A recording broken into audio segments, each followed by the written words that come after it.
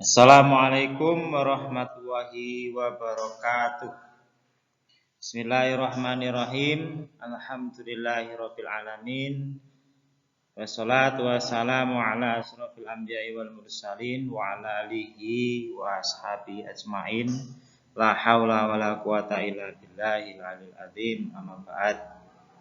Kepada anak-anakku kelas 7 MTS NU 11 Kisabari Manperon tahun pelajaran 2021-2022 yang sangat saya banggakan. Yang pertama, marilah kita panjatkan rasa syukur kita kepada Allah Subhanahu wa taala yang mana Allah telah melimpahkan rahmat, maunah, hidayah, taufiknya kepada kita semua sehingga pada hari ini, saat ini kita masih mendapatkan rahmat maunah hidayahnya berupa iman dan Islam. Dan lebih-lebih semoga anak-anakku yang ada di rumah mendapatkan rahmat yang luar biasa berupa kesehatan maupun jasmani maupun kesehatan rohani sehingga kita bisa menjalankan aktivitas kita yaitu mengikuti masa ta'aruf siswa madrasah MTS NU 11 Kisabari Manperon ini, dan ini adalah bertepatan hari yang ketiga. Sholawat serta salam kita sanjungkan kepada Nabi besar Muhammad SAW yang mana beliau merupakan suri tauladan bagi kita, obor penerang bagi kita, lebih-lebih yang selalu kita nantikan syafaatnya baik di dunia maupun di akhirat, dan semoga kita termasuk umatnya yang akan mendapatkan syafaatnya baik di dunia lebih-lebih nanti di akhirat nanti. Anak-anakku semua, pada pertemuan ini walaupun kita secara online tidak bisa bertatap muka, tapi tidak mengurangi rasa khidmat kita untuk tetap belajar mengenal madrasah kita yaitu MTS NU 11 Kisabari Manperon ini yang sangat kita cintai. Pada kali ini saya akan membawakan tentang kurikulum di MTS NU 11 Kisabari Manperon itu seperti apa. Namun sebelum saya menjelaskan tentang kurikulum, alangkah baiknya saya akan mengulas kembali tentang visi dan misi madrasah kita. Jadi ibarat kita itu berada dalam suatu kendaraan bis, kita itu penumpangnya harus tahu ke arah mana bis ini akan menuju tempat. Tentu sesuai dengan apa yang kita inginkan. Sehingga disinilah kita perlu mengetahui visi dari madrasah kita. Visi itu adalah sebuah angan-angan yang akan kita capai. Jadi setelah kita itu belajar di MTS NU 11 Kisabari Manperon selama 3 tahun ke depan, itu angan-angan yang akan kita capai itu akan seperti apa. Visi kita adalah mengantarkan peserta didik menjadi insan yang beriman, bertakwa, berakhlak mulia, kreatif, inovatif, dan islami. Ini yang harus anak-anak pahami, bahwa kita belajar di sini itu tujuan kita adalah, atau angan-angan kita adalah nanti kita akan menjadi insan, manusia yang beriman kepada Allah Subhanahu wa taala, bertakwa kepada Allah Subhanahu wa taala, berakhlak mulia. Jadi kita juga kreatif, inovatif, dan juga mempunyai akhlak atau perilaku yang islami. Nah, visi itu indikatornya seperti apa? Indikator itu batasan yang akan kita capai untuk mencapai visi tersebut. Yang pertama adalah terwujudnya generasi umat yang mampu membaca Al-Quran dengan baik dan benar. Jadi ini yang kita tekankan nanti. Jadi hukumnya wajib siswa MTS NU 11 Kisabari Manperon itu lulus bisa membaca Al-Quran. baik dan benar. Maka selama 3 tahun kita akan tekankan itu, anak-anak akan dibimbing oleh para ustadz dan ustadzah di MTS NU Kesabaran Peron untuk bisa membaca Al-Quran dengan baik dan benar. Yang kedua, indikator dari visi itu adalah terwujudnya generasi umat yang tekun melaksanakan ibadah wajib maupun sunnah. Jadi di sini pun anak-anak juga akan dibimbing untuk melaksanakan sholat berjamaah, terutama sholat duhur berjamaah. Nanti kita akan dibimbing sehingga ini harapan kami adalah akan menjadi kebiasaan anak-anak dibawa pulang ke rumah. Di rumah anak-anak sudah terbiasa sholat berjamaah.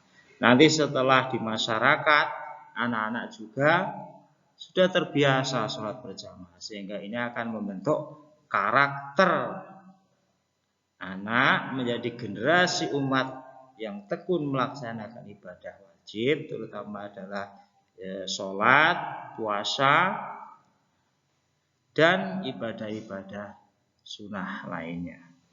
Yang ketiga adalah terwujudnya generasi umat yang santun dalam bertutur dan berperilaku. Di sini nanti anak-anak akan dibimbing, dibina. Mulai dari masuk pertama yaitu pukul 7 nanti sudah dipantau oleh Bapak Ibu guru bagaimana perilakunya.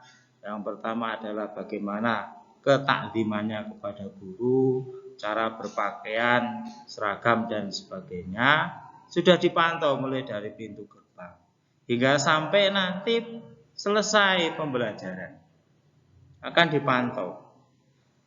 Santun terhadap temannya, santun pada Bapak Ibu guru. Sehingga harapannya adalah pembiasaan-pembiasaan yang sudah kita laksanakan di madrasah kita ini nanti akan terbawa oleh anak-anak sampai di rumah. Di rumah pun juga karena anak-anak sudah terbiasa di sekolah selama 7 jam dengan kebiasaan yang santun, biasa bertutur kata yang baik, berperilaku yang baik dengan teman-temannya, maka pembiasaan ini pun akan terbawa sampai ke rumah. Santun kepada orang tua, hormat kepada kedua orang tua, takzim kepada kedua orang tua, dan menyayangi saudara-saudaranya yang ada di rumah, baik itu adik-adik maupun kakaknya. Kemudian terwujudnya generasi umat yang unggul dalam bidang akademik dan non-akademik sebagai bekal melanjutkan ke pendidikan yang lebih tinggi. Harapan kami setelah anak-anak itu nanti lulus dari MTS itu akan melanjutkan ke jenjang pendidikan yang lebih tinggi. Namun dari semua itu kita juga membekali anak-anak itu di bidang-bidang non-akademik.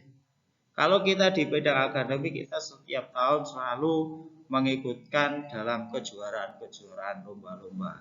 Baik itu pekan olahraga, seni, maupun di bidang akademik yang lainnya. Seperti kompetisi sains madrasah, seperti olimpiade sains nasional. Kita selalu mengikutkan sehingga anak-anak ini nanti diharapkan unggul di bidang akademik. Sejak kecil, sejak MTS, sudah terbiasa untuk bertanding atau berlomba tingkat kabupaten maupun tingkat provinsi. Itu adalah visi kita. Kemudian visi untuk menunjang visi, itu kita punya yang namanya visi. Visi itu adalah langkah-langkah untuk bisa mencapai visi. Kalau visi itu masih berupa angan-angan, tapi misi ini adalah wujud konkret yang kita terapkan untuk bisa mencapai visi tersebut. Nah, misi kita yang pertama adalah mendidik peserta didik supaya berpengetahuan luas, baik itu di bidang agama Islam, ilmu pengetahuan, teknologi, dan informasi. Jadi kita sudah berkomitmen, Bapak Ibu guru, ustadz dan ustadzah, di MTSN 11 Kisah Manpron ini untuk benar-benar membekali peserta didik kita itu tidak cuma pengetahuan agama, tapi pengetahuan agama Islam kita perdalam, kemudian ilmu pengetahuan umum juga kita perdalam, sama dengan SMP, dan juga teknologi dan informasi, bahkan keterampilan. Di sini kita ajarkan di samping pengetahuan agama yang nilainya atau jam pelajarannya itu lebih dibandingkan SMP yang lain. Kalau SMP itu hanya 2 jam pelajaran, tapi di sini bisa mencapai 10 jam pelajaran. Bahkan adanya muatan lokal atau namanya adalah program unggulan tahfidzul Quran lebih dari 2 jam pelajaran. Sehingga ini harapannya adalah peserta didik nanti setelah lulus dari MTSN Kisah Bari mempunyai pengetahuan agama sebagai bekal di dunia sampai akhirat yang cukup. Tidak cuma mengetahui saja, tapi sudah sampai pada tahap praktek tentang pendidikan agama Islam. Sudah tentang pada tahap pembiasaan, sehingga pengetahuan pendidikan agama Islam ini tidak cuma sebatas teori, tapi sudah menjadi praktek, bahkan menjadi pembiasaan kehidupan sehari-hari sebagai bekal anak-anak nanti ke depan, baik itu di dunia maupun di akhirat. Kemudian ada juga di ilmu pengetahuan umum, seperti halnya yang diajarkan di SMP umum. Kemudian di sini juga dibekali dengan teknologi dan informasi, yaitu ilmu komputer, dan nanti ada ekstrakurikuler atau muatan lokal menjahit sebagai bekal anak-anakku semua dalam menghadapi dunia kerja nanti. Yang kedua adalah membiasakan peserta didik untuk mengamalkan nilai-nilai Islam Ahlussunnah wal Jamaah.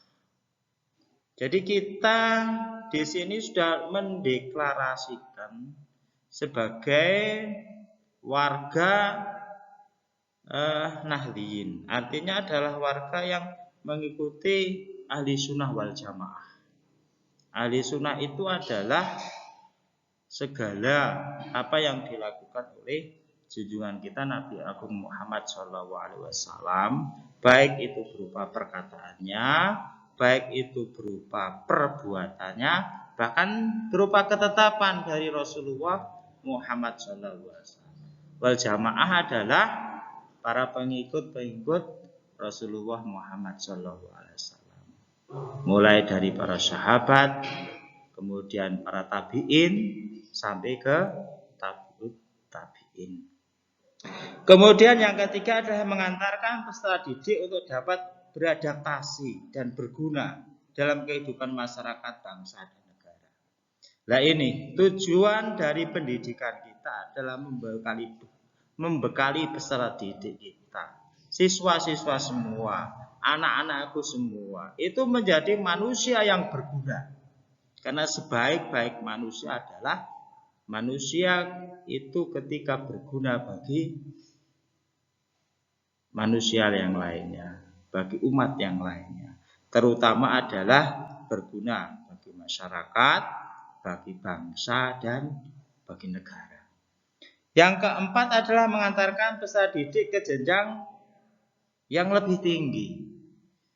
Jadi kita mendidik anak-anak semua nanti sampai kelas 9 atau 3 tahun itu tidak berhenti hanya sampai di kelas 9 kemudian selesai. Tapi kita juga membekali bagaimana peserta didik itu bisa melanjutkan ke pendidikan yang lebih tinggi, baik itu SMA, MA, SMK maupun yang lainnya. Dan ini terbukti. Lulusan dari MTSN 11 Kisah Bari Manpron itu bisa diterima di mana saja. Ada yang diterima di SMA negeri, ada yang diterima di MAN atau Madrasah Aliyah Negeri, ada yang diterima di SMK negeri. Mereka berada di mana saja, selalu bisa diterima. Dan ini alhamdulillah karena kerja keras dari para ustadz dan ustadzah atau bapak ibu guru yang ada di MTSN 11 Kisah Mantra. Selanjutnya anak-anakku, untuk bisa mencapai semua tujuan atau visi misi tersebut, maka haruslah diciptakan atau dibuatlah yang namanya kurikulum. Kurikulum itu adalah seperangkat rencana. Jadi harus tertulis dan pengaturan mengenai tujuan, isi dan bahan pembelajaran serta yang digunakan sebagai pedoman penyelenggaraan kegiatan pembelajaran untuk mencapai tujuan pendidikan tersebut. Jadi ini penting sekali. Kurikulum harus diciptakan, dibuat karena ini ada seperangkat rencana untuk mengatur bagaimana kita itu bisa mencapai visi, bisa mencapai misi, bisa mencapai tujuan dari pendidikan kita. Nah, kurikulum yang ada di MTSN 11 Kisah Bariman adalah sering kita menggunakan, kita mendengar namanya kurikulum tingkat satuan pendidikan atau kita singkat dengan KTSP. Nah, KTSP atau kurikulum tingkat satuan pendidikan ini adalah kurikulum operasional yang disusun oleh dan dilaksanakan di MTSN 11 Kisah Barimantoron yang terdiri di dalamnya itu harus ada tujuan pendidikan dari satuan pendidikan ini, struktur dan muatan kurikulum tingkat satuan pendidikan ini, dan di situ juga ada kalender pendidikan selama 1 tahun dan tentu ada silabusnya. Silabus itu rancangan yang akan kita laksanakan atau rancangan pembelajaran yang akan kita laksanakan dalam waktu 1 tahun. Kurikulum MTSN 11 Kisah Bariman ini disusun berdasarkan yang pertama adalah dengan pertimbangan peningkatan iman dan takwa. Itu yang pertama, karena tujuan dari pendidikan nasional kita adalah untuk meningkatkan iman dan takwa, itu yang pertama.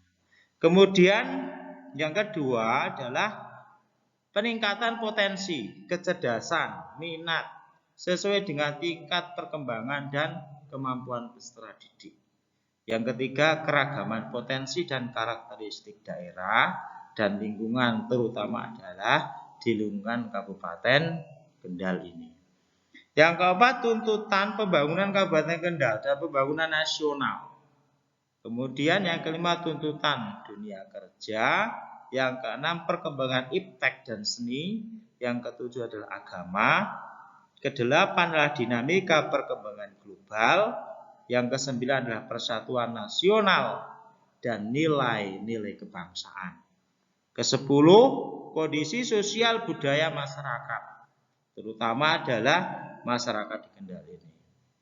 Yang ke-11 adalah karakteristik MTSN 11 Kisah Bariman. Kurikulum kegiatan pembelajaran yang ada di MTSN 11 Kisah Bariman itu terbagi menjadi 2. Yang pertama adalah intrakurikuler, yang kedua adalah ekstrakurikuler. Ya.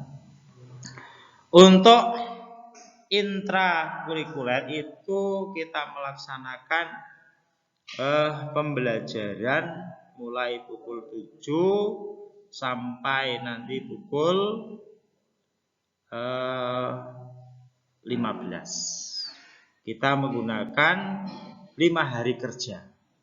Karena untuk hari Sabtu kita gunakan yang ekstrakurikuler.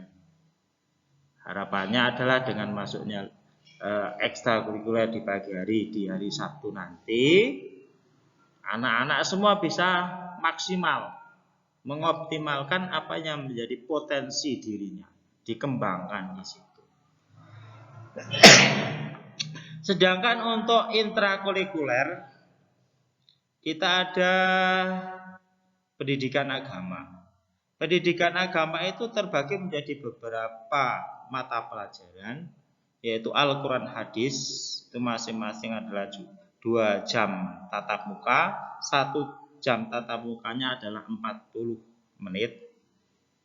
Kemudian akidah akhlak, itu 2 jam tatap muka, masing-masing sama dengan Al-Quran Hadis, 1 jam tatap mukanya adalah 40 menit. Yang ketiga adalah fikih, ini 2 jam tatap muka. Yang keempat adalah sejarah kebudayaan Islam. 1, 2, 3, 4 mata pelajaran pendidikan agama ini tidak ada di SMP umum yang lainnya. Yang ada hanyalah di madrasah sanawiyah. Sehingga sangat beruntunglah anak-anakku semua bisa melanjutkan ke MTSN 11 Kisah Manpron ini karena ada muatan-muatan mata pelajaran yang tidak ada di sekolah lain, tapi di sini diajarkan. Kemudian ada pendidikan Pancasila dan Kewarganegaraan, ini masing-masing 3 jam tatap muka. Kemudian ada bahasa Indonesia 6 jam tatap muka, bahasa Arab 3 jam tatap muka. Bahasa Arab ini pun juga hanya ada di madrasah sanawiyah, anakku. Di SMP umum nggak ada bahasa Arab. Maka bersyukur kita bisa belajar di MTSN 11 Kisah Manpron ini, karena kita juga bisa belajar bahasa Arab. Yang kemudian matematika 5 jam tatap muka, sama dengan sekolah lain.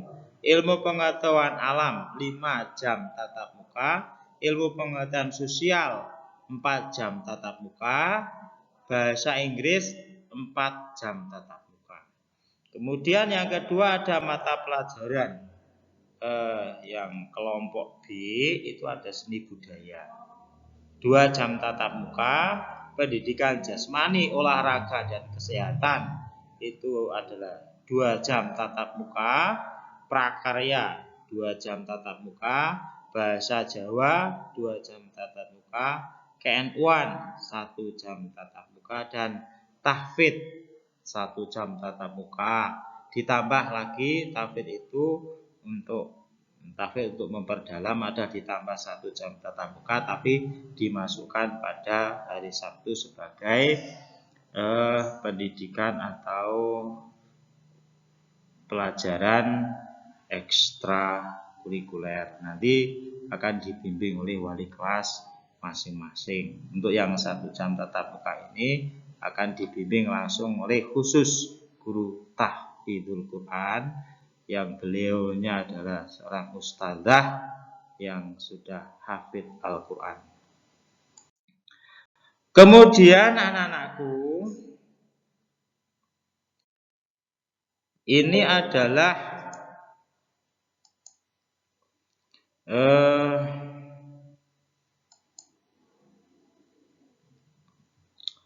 kegiatan anak-anak ketika belum pandemik, ya. Kegiatan belajar mengajar itu kegiatannya belajarnya sangat kekeluargaan sekali.